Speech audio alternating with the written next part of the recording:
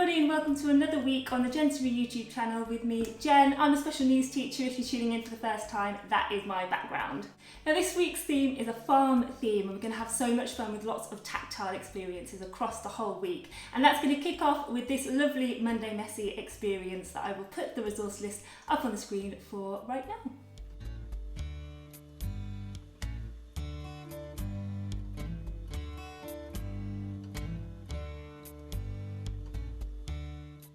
Now you'll often hear messy play called sensory play as well, but actually it's the same thing. It's about creating lots of lovely tactile sensory experiences for our learners.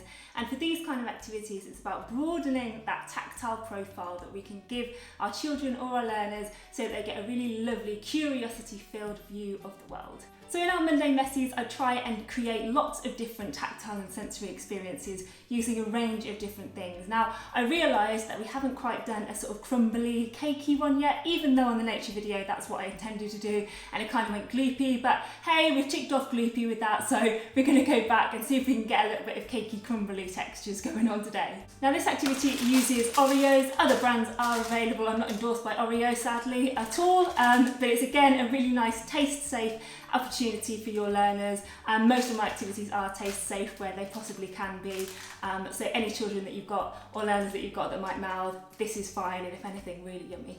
Now I've got my little farm animals in this as well. Obviously judge it on where your child is at developmentally. If your child is role play ready, then obviously add the farm animals in, because that's going to be fab. But remember, if you've got an early developmental learner or you're working with a baby at home, actually just the tactile experience of the crushed Oreos is going to be enough on its own. You can add some water in for a bit of contrast, but actually it's just going to be about that sensory kind of learning rather than the role play.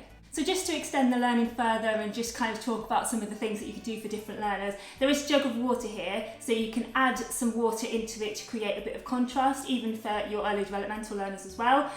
So you can go from dry to wet and just see if they notice the difference or what they like and don't like.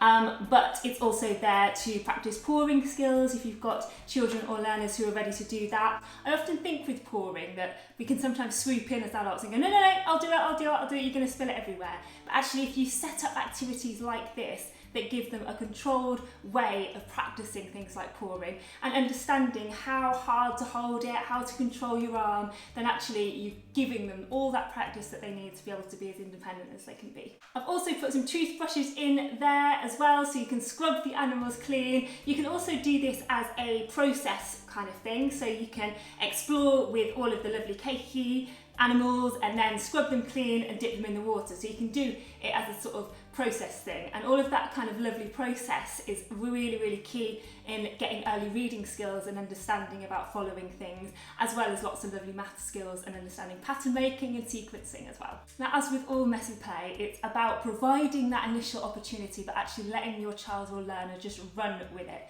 okay? Because it's about breeding that curiosity and getting them to really understand how things behave. So actually, you know, if they're adding a little bit of water in and suddenly it becomes sticky and they think, actually I can make a little mountain out of this, then roll with that, because actually that's what they're interested in and that's what you're trying to facilitate when you're with them.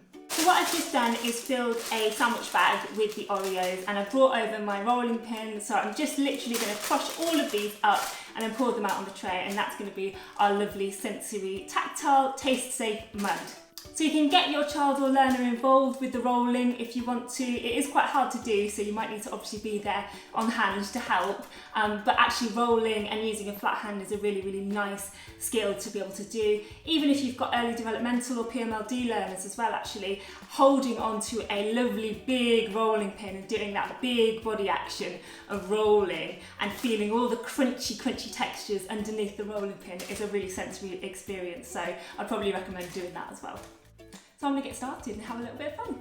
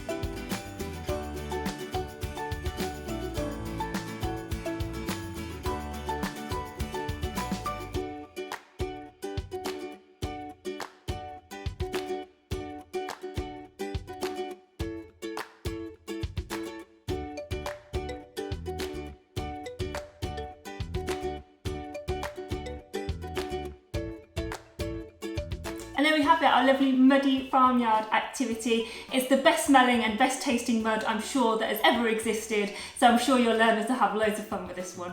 If you liked the video and the activity today, please do give it a like down at the bottom, and if you'd like to be part of the Jensory family and like a little bit more Jensory joy in your life, please do consider subscribing. I will see you on Wednesday for some more tactile fun to carry on our farm theme, but until then, take care and I'll see you then.